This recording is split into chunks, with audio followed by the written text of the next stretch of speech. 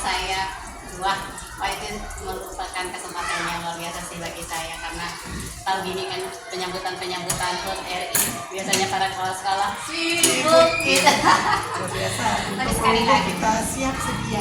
iya, sekali lagi saya merasa saya mengucapkan terima kasih banyak sudah memberikan tiang kesempatan untuk berkunjung di sekolah ini. Saya merasa comfortable banget di sisi kepala. Sukses CGP angkatan 10. Yes, mudah-mudahan ya Allah. Ini sih Bunda terkait modul 3.1, di mana kompetensi guru penggerak yang salah satunya bagaimana mencari informasi tentang kepala sekolah, bagaimana kepala sekolah itu membuat keputusan-keputusan dalam menghadapi berbagai permasalahan, dan di sini posisinya yang belajar seperti itu. Pengambilan keputusan Ya, pembuatan pengambilan pengambilan keputusan yang bertanggung jawab. Tentunya setelah ini semoga ini menjadi pembelajaran yang kedepannya, dan saya yakin hari ini semakin tulus, tidak ada yang sia-sia, semuanya akan ada hikmah yang kedepannya. Dan sekali lagi saya terima kasih atas waktunya ya. Tinggi kepala, setiap permasalahan pasti ada jawaban kan seperti itu. Kemudian dari hari ke hari kita selalu tidak lepas dari problematika, baik itu tentang dilematika, kemudian tujuan moral mungkin seperti itu. Bagaimana nih Ibu mengidentifikasi kasus-kasus yang mungkin ada kaitannya dengan dilema etika, dimana kan dilema etika itu ada dua kebenaran ya, kita tidak bisa memilih salah satunya seperti itu. Kira-kira apa cara mengidentifikasi supaya nanti hasilnya kan mengerucut ya kan, Tentang dilema etika. Pertama sih kita kalau di tiang ya, misalnya ada sebuah permasalahan seperti itu yang nanti akan melimpahkan dilema etika di dalam mengambil keputusan, apalagi menjadi seorang pemimpin yang memang agak berbeda dia. Di mana misalnya ada beberapa teman misalnya di dalam berpikir sebagai seorang juri, mungkin kita akan mengambil keputusan yang lain gitu ya, tetapi menjadi seorang pemimpin akan berbeda. Akan berbeda keputusan yang akan kita buat. Paradigma sudah berbeda, cara pandang ketika Ya karena mungkin ya posisi kita sebagai seorang pemimpin itu kan lebih di atas sedikit, jadi pandangan kita akan lebih luas. Misalnya ada sebuah permasalahan yang membutuhkan sebuah jawaban, harus kita ambil sebuah keputusan. Ada memang dilema etika ya, kita mau ngambil itu salah, tidak diambil juga akan ada efeknya. Kalau saya ini caranya itu adalah menimbang mana yang lebih efeknya, dampak negatifnya sedikit, mungkin lebih besar dampak positifnya. Selama itu sebenarnya pertama ya tidak terlalu merugikan orang gitu ya. Yang kedua ya terutama hubungan dengan Allah sih ya. Itu sih yang utama jadi panutan pertamanya itu. Selama kita tidak melanggar norma-norma agama itu, insya Allah misalnya ada risiko, memang setiap permasalahan itu pasti akan ada risiko yang akan kita dapat. Cuman nanti di risiko itu misalnya ada sebuah keputusan ini, mana yang lebih kecil risikonya. Tetapi yang paling poinnya itu adalah hubungan kita dengan atas, itu jadi panutan utama kita. Jadi poinnya nanti tetap mengikuti rules atau panutan yang norma-norma agama tidak melanggar. Dan yang kedua menimbang dengan sudut pandang mana risiko yang paling banyak. Berarti itu yang harus dihindari. Oh iya. Mana mungkin negatifnya lebih banyak daripada positifnya. Baik, saya bagus, keren sekali Kepala. Mungkin bagaimana selama ini ya, bagaimana Ibu menjalankan pengambilan keputusan ini di sekolah, terutama jika kasus-kasus di mana ada dua kepentingan yang sama-sama benar gitu kan, dan sama-sama mengandung nilai kebajikan. dua-duanya menarik. Ini masih dalam berbicara di 5 etika. Sama-sama menilai menilai kebajikan. Yang akan menjelaskan dulu sejak pertama di sini ya, sebagai ini betul-betul real ya yang kita hadapi. Tapi waktu pertama datang ke sini, kemudian ada permasalahan misalnya ini hanya contoh kecil aja, pengambilan seorang guru, mengangkat seorang guru. Iya siap. Di pihak lain ada yang oke, ada yang tidak antara kita ini. Kemudian saya mikir, oh ya bagaimana dengan pengaruhnya ke siswa ini? Mungkin kami memiliki uang, kita akhirnya karena kekurangan uang untuk menggaji seperti itu. Kemudian nanti mikirnya, tetapi ini siswa ini butuh guru. Nah, akan ada ini pro kontra kita ini, antara mengambil atau tidak. Jadi akhirnya saya mengambil keputusan bahwa ini ternyata lebih penting kita ambil dia dengan mungkin kolaborasi nanti kita komunikasi untuk mengatasi masalah keuangan ini seperti apa. Karena jumlah siswa itu banyak. Jadi karena ini adalah sebuah sekolah, jadi prioritasnya itu siswa, dampaknya itu siswa. Jadi mau tidak mau, akhirnya saya tetap di resikonya kemarin yang sempat ditanggung. bagus mantap. Tapi memang itu adalah sebuah risiko, tetapi risikonya kalau bisa nanti saja seperti itu. Jadi nanti risiko yang sudah ada itu ya nanti kita minimalisir bagaimana caranya supaya bisa naik kembali. Berarti sudut pandang keberpihakan kepada siswa itu lebih dikedepankan. Walaupun nanti mungkin ada second problem, kita bisa, karena kita tahu sesama guru kan Masih bisa kita ya apa namanya istilahnya kompromikan gitu kan, seperti itu. Oh iya, baik ya. Kemudian untuk langkah-langkah atau prosedur seperti apa yang biasa Bunda lakukan selama ini dalam pengambilan keputusan? Mungkin dengan memprioritaskan dengan pertama misalnya ini apa permasalahannya apa masalahnya. Setelah itu kita dianalisis ya kebutuhannya untuk apa, untuk siapa, menganalisis kebutuhan itu untuk siapa, untuk apa, resikonya apa, kemudian positifnya apa, seperti itu. Nah, setelah itu baru kalau tiang sih misalnya ada sebuah program misalnya, saya tidak akan langsung di forum besar. Saya akan mencari dulu orang dari mana seperti ya. oh iya, Sama siapa yang bisa kita kolaborasi untuk bertanya gimana sih, kan namanya pikiran kita anggap bagus aja kan. Misalnya begini gimana ini, oh ya semua bagus, itu bisa kita bicarakan dengan yang lain. Mungkin saya datangkan tadi satu resiko ya yang bisa betul itu datang lagi teman sekitar 3 orang kita. Kalau dia sudah sampai teman ini di satu sekolah ini sampai 30 atau 40%, bagus. Nah akhirnya kita akan rapat, baru diskusikan. iya. Berarti artinya membangun kekuatan dulu, ya. Nah setelah yang membangun kekuatan, setelah itu baru saya akan mengungkapkan bahwa ini segi positifnya, ini permasalahan, ini adalah choice pengambilan keputusannya, ini segi positif, segi negatifnya, seperti apa, seperti itu. Misalnya ini apa yang kita lakukan seperti itu. Memang kolaborasi itu kita mendengar juga Iya. pendapat dari orang lain. Bagaimana pandangan saya sebagai seorang pemimpin seperti ini? Bagaimana pandangan saya? Nanti kita akan satu persepsi mana mungkin yang bisa dipengaruhi. Jadi tidak serta merta pendapat sendiri saja kita yang lakukan. kita sudutkan, tapi juga kita harus gimana dari sudut pandang orang lain juga, rekan-rekan kerja dan sebagainya. Karena bagaimanapun sebagus apapun ide itu, ide ataupun bentuk ide, kalau tidak didukung sama sayap-sayap kita ini maka tidak akan ada artinya. Karena mereka tidak promotor, bagaimanapun sebuah keputusan, sebuah ide kita akan teruskan. Kalau untuk mereka tidak menyokong semua satu saja tidak, maka akan susah. Kolaborasi itu harus begini, harus saling begini.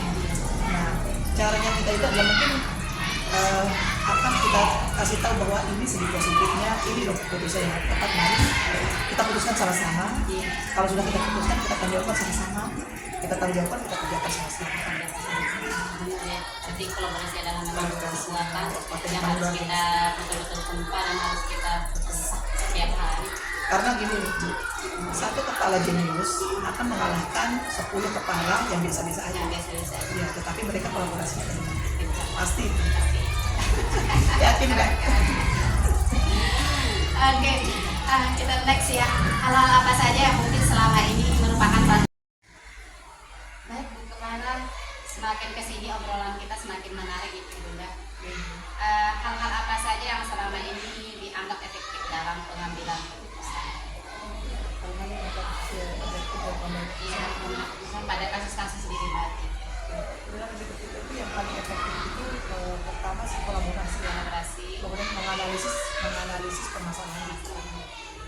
Kemudian dianalisis mana yang lebih urgen, kemudian mana risikonya juga.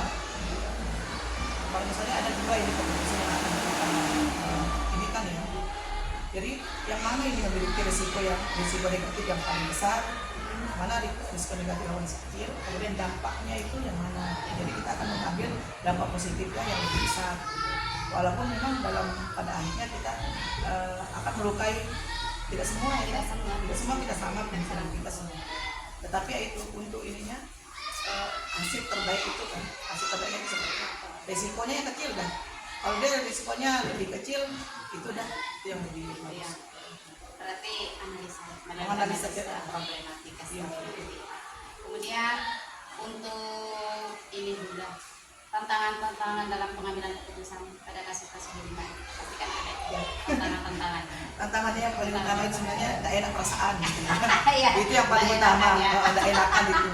Apakah kita akan menyakiti hati orang atau enggak gitu kan? Iya. Tetapi ya beberapa hati akan terluka seperti itu. Tetapi ya memang itu harus dilalui. Gitu. Memang itu ini. Ya, itu tantangan yang pertama. Yang kedua itu juga kadang ya apa namanya sanksi sosial itu juga ya. Misalnya kalau kita mengambil ini, sanksi sosialnya seperti apa gitu. Nah ini juga sebuah apa namanya yang harus diperhitungkan juga. Pokoknya ini sebuah permasalahan itu analisisnya yang pertama itu adalah titik poin ini ya. Pertama kita tidak hubungan kita sama Allah itu tidak terganggu. Yang kedua kalau misalnya menyakiti hati orang lain atau apa itu kan ini ya. Jadi itu bisa ini karena memang tidak semua hati kita sama. Iya. Tetapi harus dianukan yang penting permasalahan itu poinnya adalah keuntungannya lebih besar. Terutama kita sebagai seorang tenaga pendidik itu untungnya untuk pendidikan itu seperti apa? Berarti pembicaraan tentunya di awal kan perlu kita lakukan, kemudian Kolaborasi, komunikasi, seperti persepsi. ya. Karena begini ya, seringkali kita mengatakan api adalah satu yang menakutkan. Padahal api itu adalah tidak akan ada api ketika tidak ada kayu yang bersilang kan seperti itu ya. Pasti ada sesuatu pemantiknya. Pemantiknya seperti itu kadang-kadang. Kemudian tatkala ada jadwal tertentu dalam sebuah penyelesaian kasus Irimatika, apakah ibu langsung menyelesaikan di tempat atau memiliki sebuah jadwal penyelesaian tertentu? Nah, kalau ini tergantung dari permasalahannya. Permasalahannya ya, besar kecil. Iya, besar kecil permasalahan, tidaknya, kemudian yang mungkin ada permasalahan yang perlu dianalisis terlebih dahulu. Kemudian mungkin ada juga perlu permasalahan yang kita memang kolaborasikan dulu. Seperti itu baru kita bisa mengambil keputusan. Tapi ada juga namanya permasalahan yang memang harus cepat segera kita urgen untuk kita lakukan. Kadang sebagai seorang pemimpin juga memang harus secara spontan. Ada yang memang harus cepat diselesaikan seperti itu. Jadi kadang kolaborasi, komunikasi yang terlalu alot malah itu akan merugikan gitu ya. Jadi kita harus cepat mengambil keputusannya. Jadi tergantung dari ininya. Mungkin kita bisa pakai teknik mindfulness itu juga. Apa yang benar? Kita keluar dulu mungkin dari permasalahan untuk Merenung sejenak. Merenung sejenak. Sehingga muncullah ide-ide brilian. Kembali ke ini ya, kembali ke fokus lagi. Kembali ke fokus baik. Ya Allah, menarik sekali ya. Saya jadi mendapat trik lebih banyak ini jadinya nanti. Kemudian adakah beberapa faktor-faktor yang mungkin selama ini mempermudah atau membantu Bunda dalam penyelesaian masalah atau kasus-kasus yang tentunya tadi berhubungan dengan Irimatika? faktor-faktor pertama itu bagaimana seni kita berkolaborasi, Kolaborasi. berkomunikasi, itu juga penting. Iya. Kemudian juga berpikir dewasa gitu ya, dewasa. Kita nanti bagaimana kita mencari rekan apa namanya partner yang bisa dipercaya. Kepercayaan itu juga penting, itu mempercayai orang lain itu juga sebuah skill yang memang dalam mengambil keputusan ini penting juga. Berbasis kekuatan tentunya harus ada partner, Ya, harus ada partner share. Kemudian mempercayai orang lain. Tapi kan memang akan kita tahu bahwa ini belum bisa dipercayakan kepada orang lain. Tapi biarpun itu tidak semuanya. Terkadang ya kita melihat orang itu tampak biasa-biasa saja, tapi ketika Bisa kita jadi memberi luar- satu kepercayaan akan menjadi luar biasa, akan menjadi luar berkilau biasa, dia, dan bersinar. unlimited power gitu ya. Iya. Berarti kepercayaan itu sangat penting. Sangat penting. Kita berikan kepada orang lain supaya orang lain juga bisa mengembangkan dirinya dan merasa dirinya bernilai dan dianggap. Benar. Apalagi orang pintar deh. Iya, Kalau misalnya orang pintar itu tidak dihargai, dia akan merusak itu Iya, malah. akan merusak. Tetapi kalau misalnya ada potensi Iya. teman, kita manfaatkan secara maksimal, itu akan sangat luar biasa. Penghargaan juga itu. Penghargaan.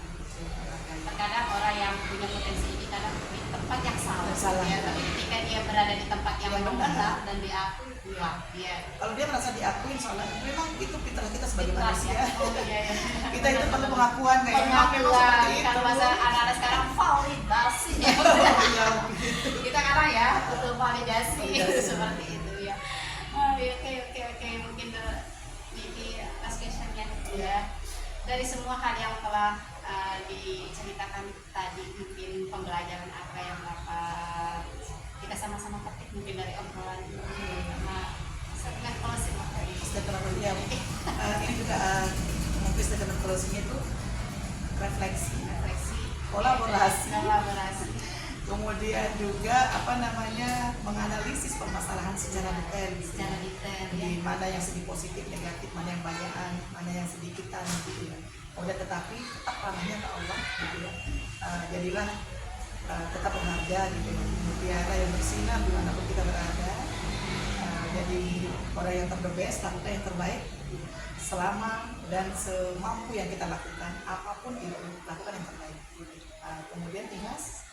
Yang terakhir adalah jadilah yang terbaik di saat kita mumpung kita di dunia, apapun yang kita inginkan bisa tercapai.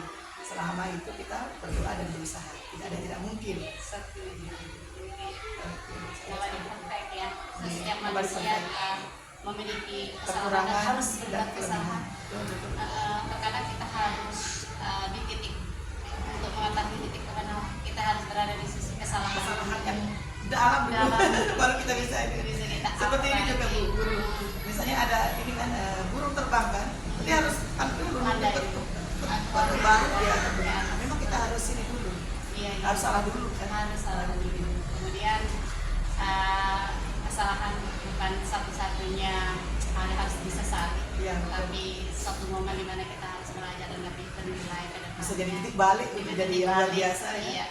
Terkadang permasalahan itu tergantung bagaimana kita memandang. Ketika kita memandang itu adalah sebagai batu loncatan, maka kita akan meloncat akan lebih tinggi lagi. Betul. Sepakat.